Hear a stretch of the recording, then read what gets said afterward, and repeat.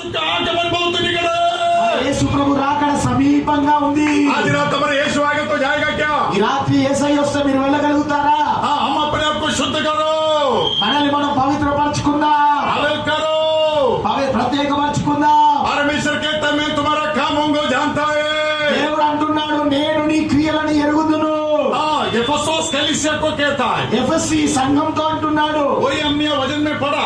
అదే వాక్యాన్ని మనం చదివాం అక్కడ. एफेसोस कलीसिया का दूत को लिखो, ఎఫెసీ సంఘము దూతకు రాయు मैं तुम्हारा कामों को जानता है। నేను నీ క్రియలను ఎరుగుదును.